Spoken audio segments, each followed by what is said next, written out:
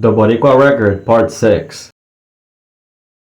After the boulder barely misses my head, I am instantly hit by something different. The scent we're looking for hits me. We put our guard up and organize in formation. It seems whatever we were looking for has incredible sensing capabilities. Whoever they are gave us an early welcoming party upon arriving to this new land. But then we finally saw him. The tallest person we've ever seen. If Ken and his men were freaks of nature to us, this definitely beats them by at least twice their height. I still don't know how somebody so enormous could be so nimble and fast. Whatever this person was, jumps toward us, smashing the ground, breaking our formation. We dodge him, but we were so shocked at this moment when he stands still, glaring at us. And it took us a few seconds to fight back. I shout, "Wake up and fight!" I look at him, and he has red hair, white skin. He has at least twice the height of Ken, and smelled 20 times worse than that of a skunk. We managed to shoot the monster with our last arrows, but he doesn't go down easily. He still moves around with those arrows stuck in his body. Yi runs with his dagger towards him. But Yi is way too small. Kenapwe, Khan, Torowski, and Uri pin the monster in place. But the monster grabs Uri. I run alarmed with my dagger. But before I could get there, to climb and stab him in the neck, Ken jumps out of nowhere and separates Uri from the monster's grip. Ken holds on to the monster, looking at me. He expects me to give the finishing blow. Before I can climb on him and stab him in the neck with my dagger, I am knocked out by a smaller stone, and everything goes black. I wake up in a dark place. It seems to be inside of a cave, and I can't see much. Somebody enters, starting a fire, revealing him, and this domain. It's another of these monsters, and I'm tied to boulders with ropes. I wasn't too worried for my squad. Only at the thought of these things in large numbers. When the red-haired devil moves away from the way of the light, I see that his arm is hairy, with the same long red hairs that I had retrieved from the crime scene. But this one had deep arrow wound along his forearm, and missing hair that corresponded with the evidence way too perfectly. Then I suddenly hear the voice of Yi. "It was you who took my son! Where is he? Where is my son?" That's when I noticed. No wonder I smelled my squad near. Yi is here with me too. But when I look around some more, Kenapwe and Ken are tied up with us as well. The monster heard Yi and comes over near us to tell Yi, "Master will be pleased with you too. My. You makes our job easier. We couldn't ask for more. My. A Chin, a Siberian, a Kennesite traitor." He looks at Kenapwe and says, "And some watered down hybrid." We hear a loud bang outside, so the monster steps outside to see what was going on. But he stays over there. But like I said, I wasn't worried. My men can kill a person with a stick, let alone a caguara, daggers we created made out of megafauna bone. Upon getting closer to this place, we crafted very sharp caguara from clams and seashells by a river. We eventually saw the monster nonchalantly enter and step out a couple of times. I ask out loud, "Why hasn't he eaten us yet?" After 3 hours of silence, Ken begins to speak. "I think I can answer your question." But Yi yells at him, You better not talk." I tell Yi, "Hey, no, let him speak." And Ken says, "They're called the King Nametsin. I know this because I have a great-grandfather just like them. In fact, you all have great-great-grandparents just like me. My ancestors were in Siam as much as the Chin. My paternal lineage is also of Joktan, even if I look different from you. We are the product of almost the same peoples with different outcomes. Kenapwe asks, Father, why do we grow so tall? just as Kenapwe, all of Kansas children are the tallest among Siberia and among other places, except for Buryat, my brother. He's almost as short as I am. Ken responds to Kenapwe. Aspects to my physical appearance are also connected to my name. Akos's lineage and the Chin represent two lineages, one of the Levant and another an African lineage. These two would intermarry with the ancient Greek. That, apart from the beginning where it was only mostly among themselves. The lineage that gave all of us this extreme height is that of the Kenites, similar to these monsters, the Kinametsin, who are Canaanites, a lineage that is strongest in my people.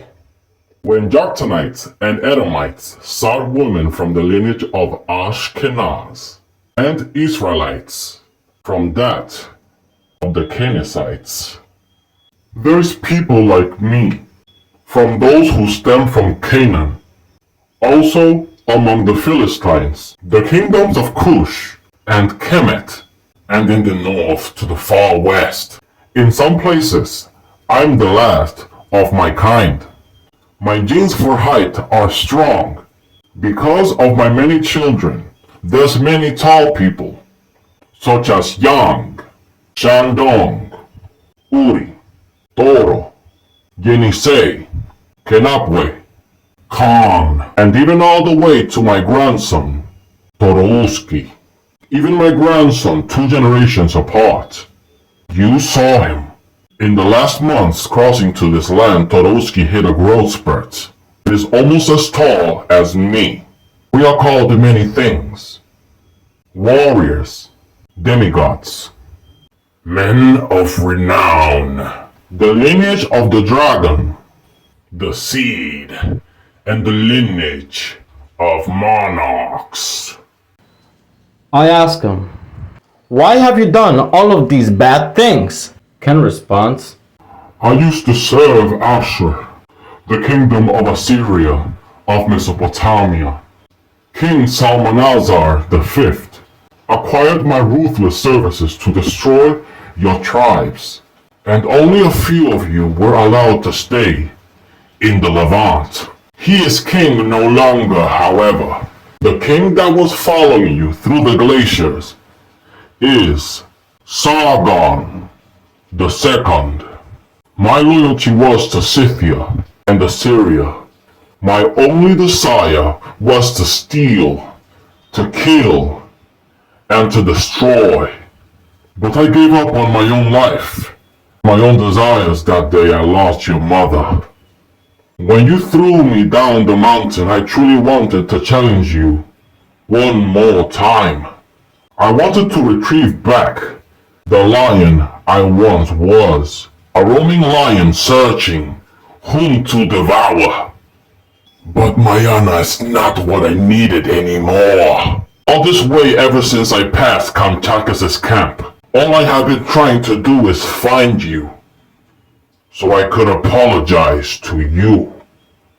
You may not trust me, but I would imagine it's too late to call you son, and maybe I, your father. Just maybe. I'm truly sorry for everything that I have caused, and the lives I've removed from you. I am the man who took away your father. When they rebelled, I acknowledged 2 of the bravest men I have ever met. I easily took their lives, but when I see their hands after their lifeless bodies fall to the floor, one held a pink doll to his heart, and the other was holding a purple doll. These two men were best friends from two different tribes. Brother tribes. I kept the dolls.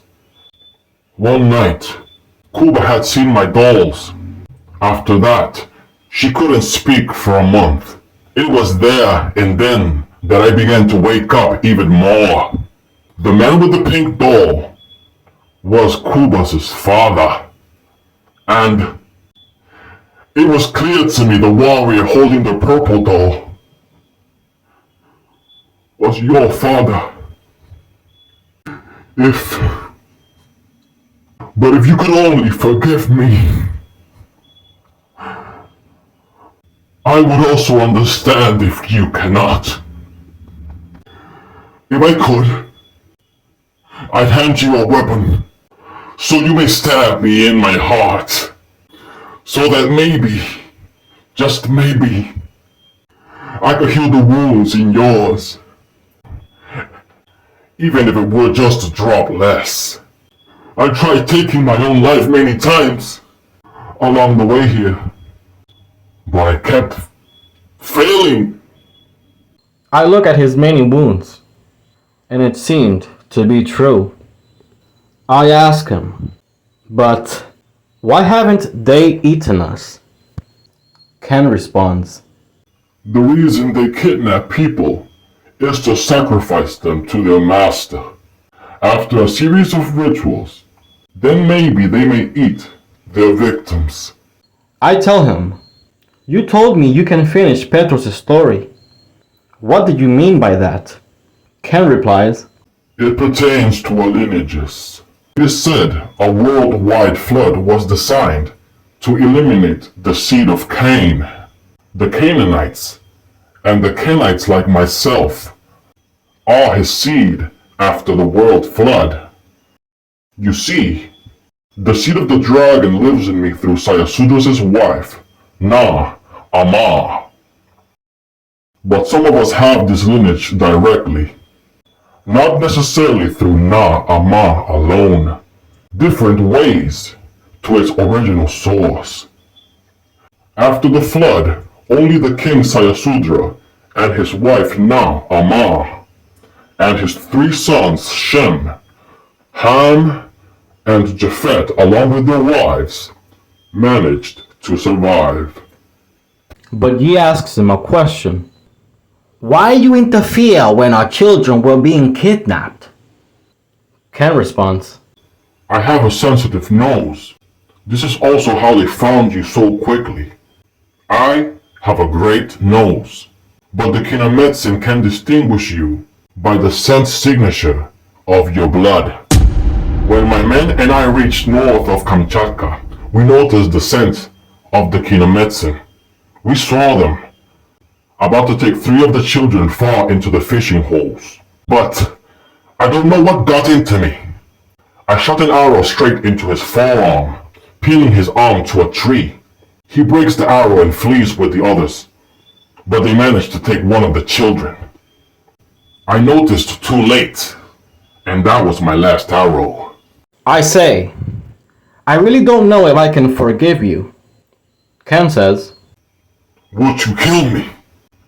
And if not, would you take me as your servant or your prisoner? Take me out of my misery. I can't take it anymore. I think about it, and I say, you risk your life to save us from these monsters. As my slave, you'll do. But still, I don't know if I can forgive you. So please continue and finish the story. But we're interrupted by a commotion outside of the cave. All we can hear is a loud banging outside. Kenabwe asks Ken, Father, I don't know what will happen right now, but if we get out of here alive, please tell me the whole story so I can tell the story to my brother Lenape. but an angry tall man can be seen entering the cave, and I am almost free from these ropes. But oh no, I may be too late.